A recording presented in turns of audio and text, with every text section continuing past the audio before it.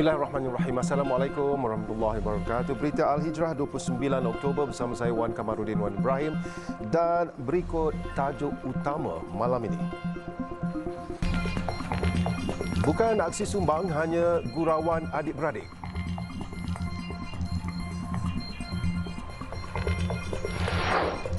Juga pemandu lori terlibat kemalangan maut 3 sekeluarga di Remad.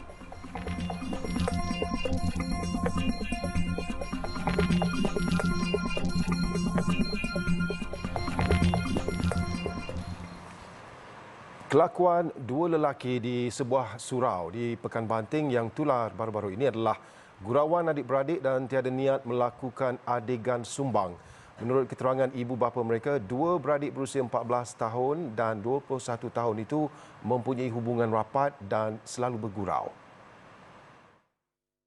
Menurut Ketua Polis Daerah Kuala Langat, Superintendent Ahmad Ridwan Muhammad Noor, dua beradik yang menetap di Seremban Negeri Sembilan itu dikesan pihaknya semalam berdasarkan keterangan mereka datang ke Banting pada 3.30 petang Selasa lalu bersama ibu, bapa dan seorang beradik perempuan berusia 19 tahun untuk bercuti dan singgah di surau itu untuk menunaikan solat. Selesai solat, dua beradik itu bergurau tanpa menyedari perbuatan mereka dirakam kamera litar tertutup CCTV. Menurut Ahmad Ridwan, berdasarkan keterangan seorang daripada adik-beradik itu, dia hanya membetulkan seluar dan bergurau serta tiada niat untuk berkelakuan tidak senonoh di dalam surau terbabit. Tambahnya, keterangan pihak terlibat telah diambil dan kes akan dirujuk kepada Timbalan Pendakwa Raya dalam masa terdekat untuk arahan lanjut. Seorang pemandu lori yang terbabit dalam pemalangan semalam sehingga mengakibatkan 3 sekeluarga maut direman 3 hari bermula hari ini hingga Isnin ini. Dan perintah reman itu dikeluarkan penolong pendaftar mahkamah Sharina Sharani alias Tan terhadap lelaki berusia 43 tahun itu. Kejadian semalam berlaku di kilometer 216 arah utara Lebuh Raya Utara Selatan Plus berhampiran jejantas air keruh. Siasatan awal di tempat kejadian mendapati pemandu lori yang sedang menjalankan kerja-kerja pembaikan pembahagi jalan telah berhenti di lorong paling kanan dan sedang dalam proses meletakkan kun. Kereta jenis Honda Jazz dipandu mangsa Muhammad Nazirul Syafiq yang datang dari arah belakang kemudian melanggar lori berkenaan.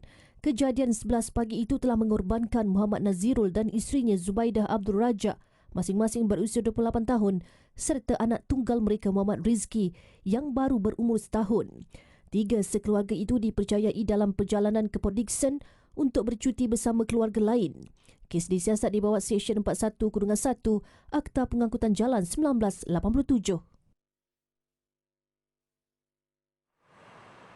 Seramai 35,000 guru kelas agama dan fardu ain kafah di seluruh negara akan dibantu bagi meningkatkan purata pendapatan bulanan mereka.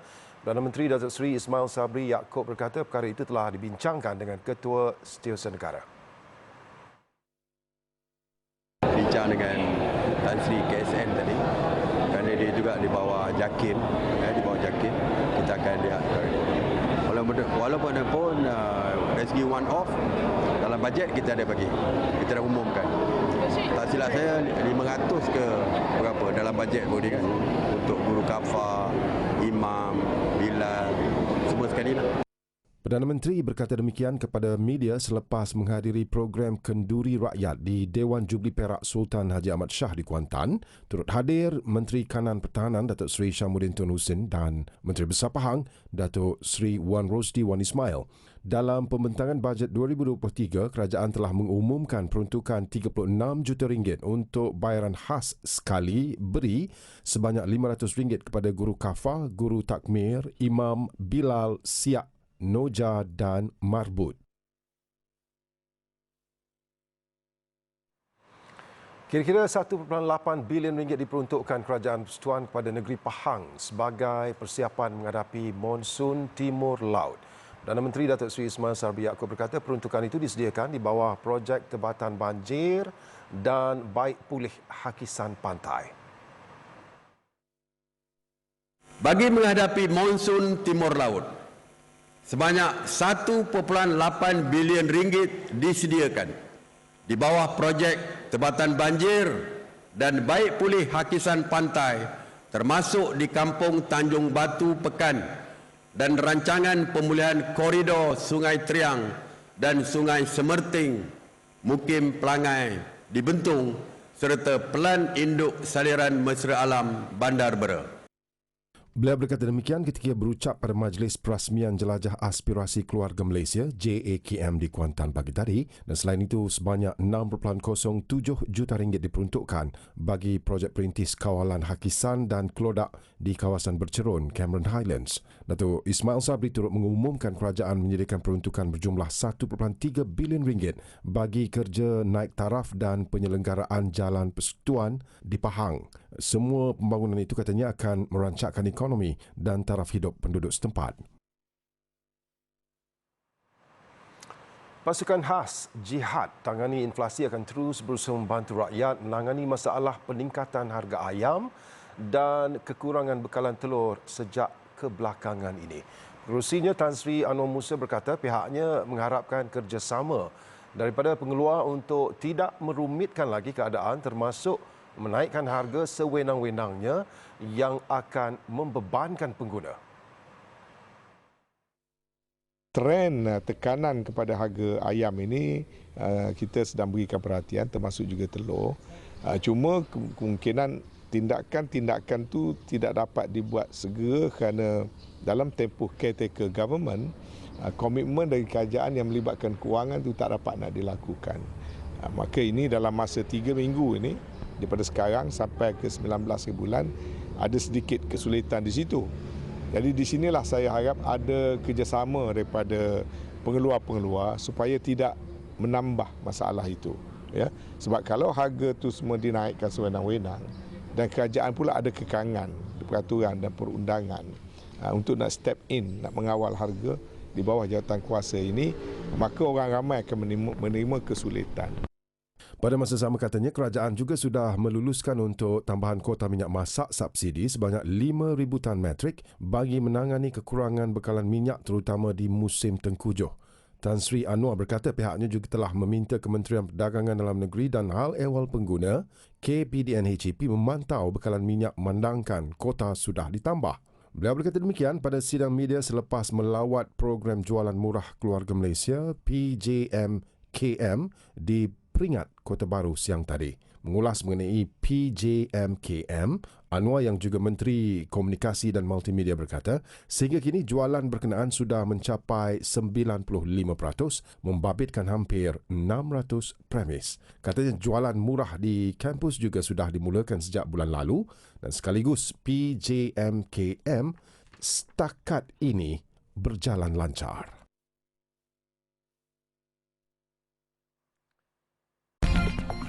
Feri terkandas lagi.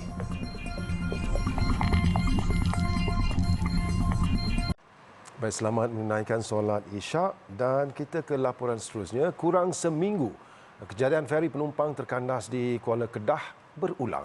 Dan kali ini feri membawa 133 penumpang dari Kuala Kedah ke Pulau Langkawi terkandas dipercayai akibat kipas kapal tersangkut tali sauh kapal berhampiran. Kejadian pada jam 4.30 petang semalam itu berlaku di kedudukan 0.5 Batu Nautika Muara, Kuala Kedah.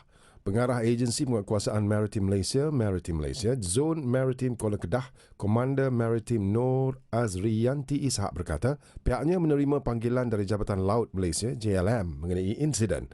Menurut Nur Azriyanti, pihaknya mengalami kesukaran untuk merapati feri kerana air laut cetek. Katanya 6 bot nelayan telah membantu memindahkan semua penumpang ke dalam bot APMM. Menurut Nur Azriyanti, operasi memindahkan semua penumpang ke Terminal Feri Kuala Kedah selesai pada jam 6.30 petang. Sementara itu, penumpang yang ditemui menyatakan mereka terkejut dan panik selepas terdengar bunyi kuat dari arah belakang feri sebelum enjin feri tiba-tiba berhenti. Anak yang lelaki tu panik lah sebab dia kata nampak asap. Masalah asap kat mana tu? Tahu tak enjin ke apa tahu. Lepas tu dia mahabak. Lepas tu dia kata tak apalah, tunggulah dulu cakap. Lepas tu tunggu je lah. Nampak macam mana? Lepas sangkut tu dia aircon mati lah sebab dia dah sangkut dekat beting tu kan. Lepas tu dia suruh pakai juga safety jacket. Itu dia suruh pakai jaket keselamatan apa semua.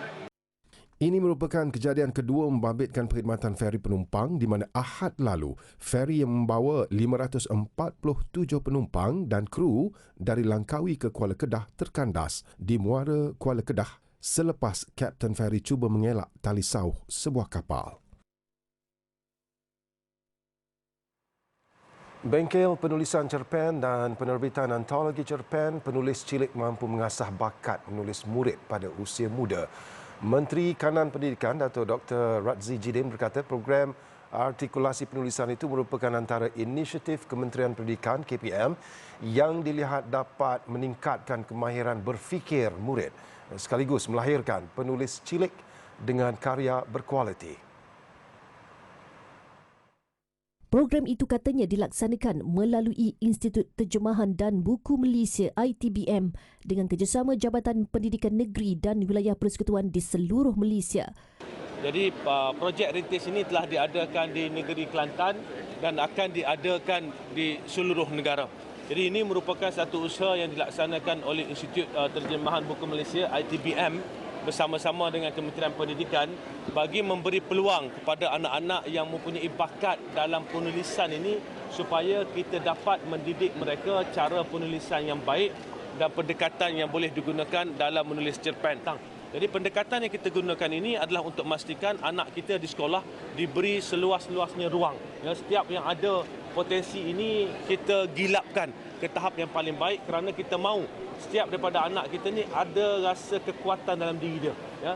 Beliau berkata demikian ketika ditemui media selepas melancarkan bengkel penulisan cerpen dan penerbitan antologi cerpen penulis cilik peringkat kebangsaan di Putrajaya hari ini. Ujarnya bengkel penulisan itu akan diadakan di setiap negeri melibatkan murid sekolah rendah tahun 5 dan 6 yang dipilih.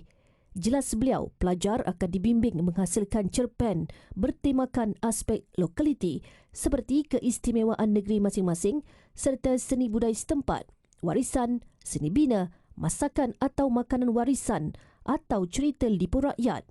Karya terbaik daripada segi penulisan, penceritaan dan pengembangan idea katanya akan diterbitkan sebagai sebuah antologi cerpen.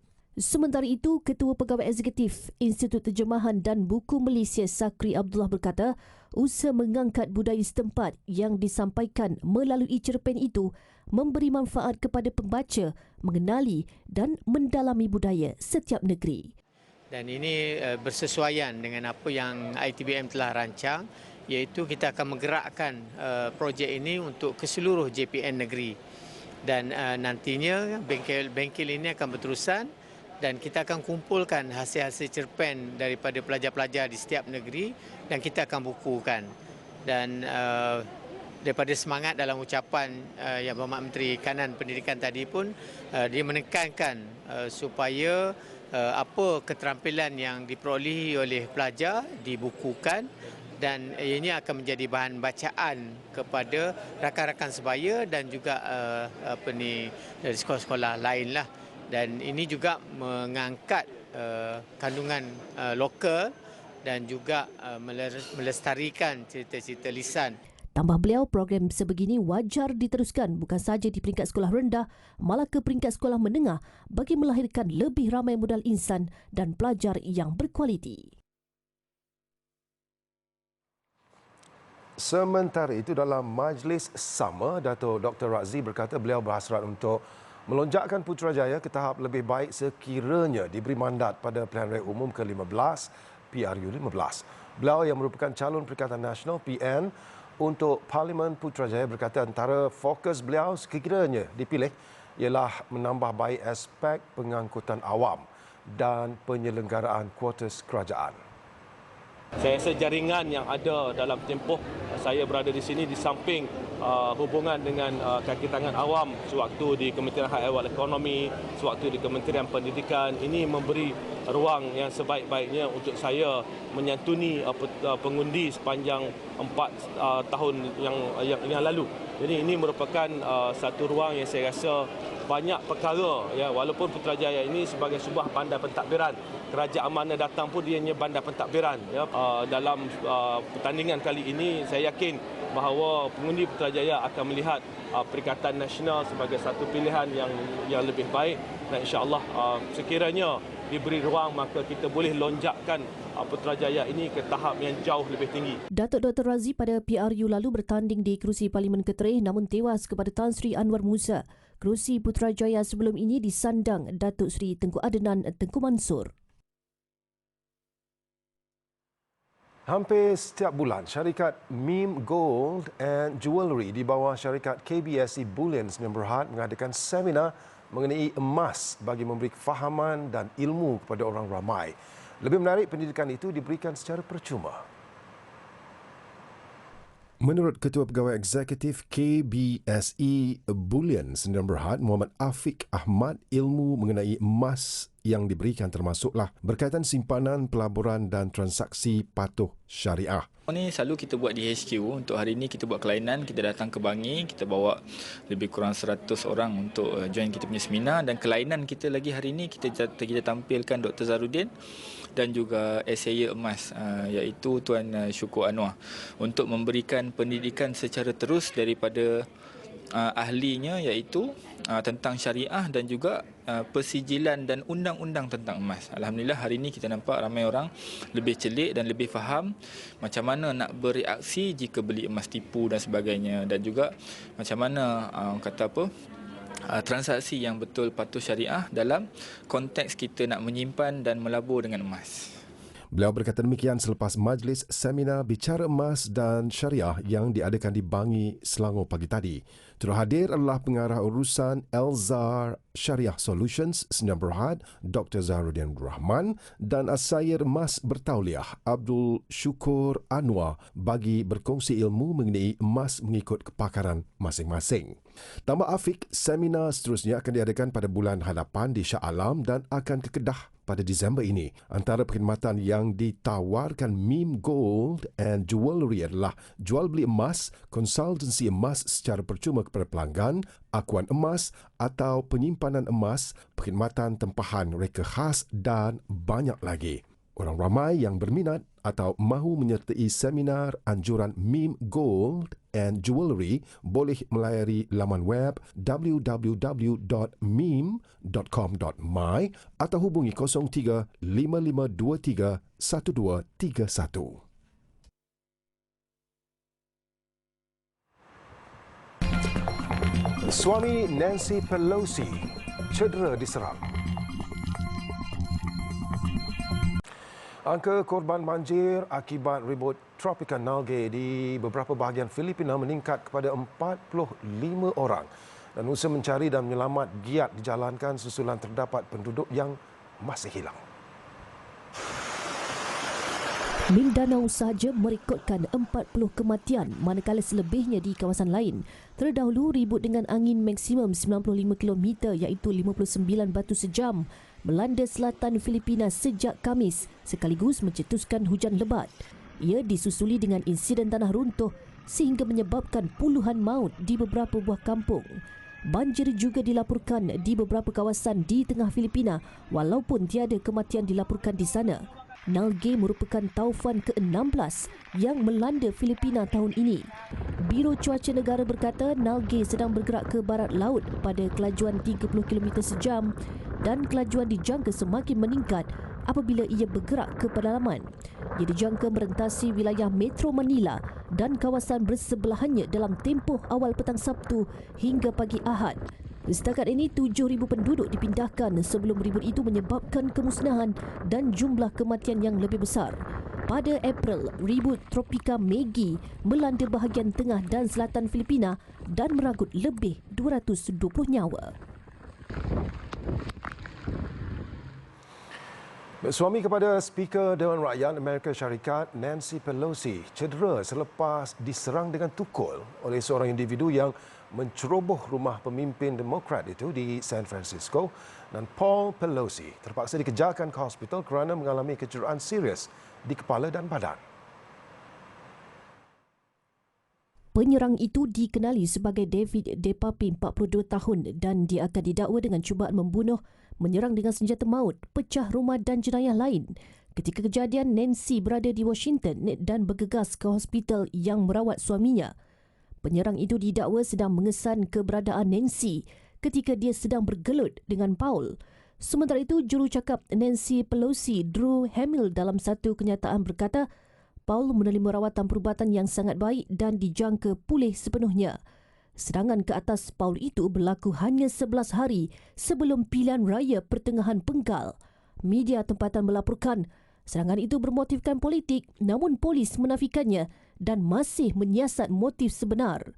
Pada rusuhan di Capitol pada 6 Januari 2021, perusuh melaungkan ancaman terhadap Nancy dan menggesa beliau menghentikan kemenangan Joe Biden terhadap Donald Trump.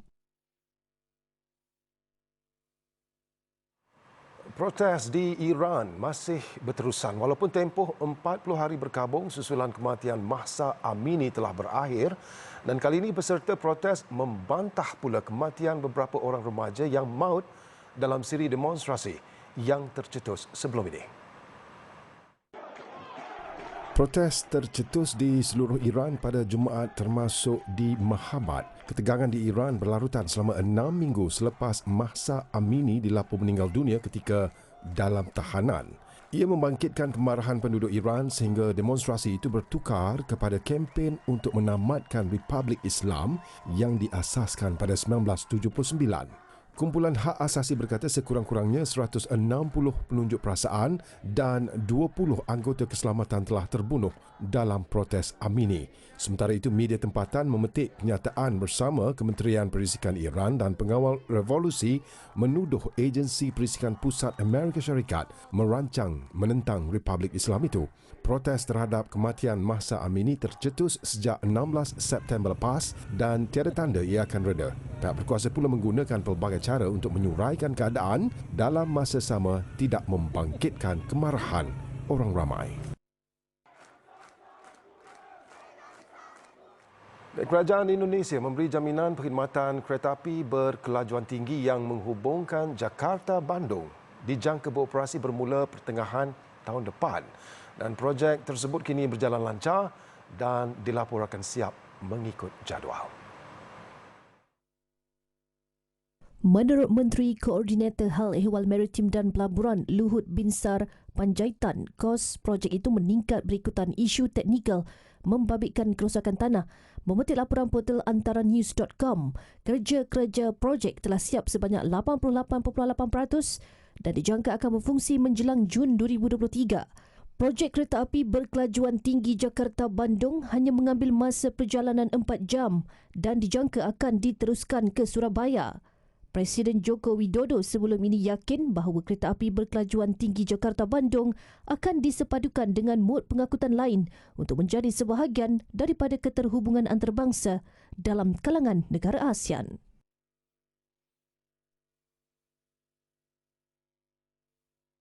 Baik, dengan itu sekian berita Al-Hijrah dan jangan lupa ikuti kami di platform media sosial seperti Facebook, Instagram, Twitter, YouTube dan TikTok. Layari alhijrahnews.com untuk lagi berita-berita pilihan dan eksklusif. Saya Wan Kamarudin Wan Ibrahim. Assalamualaikum warahmatullahi wabarakatuh. Jaga diri. Selamat malam.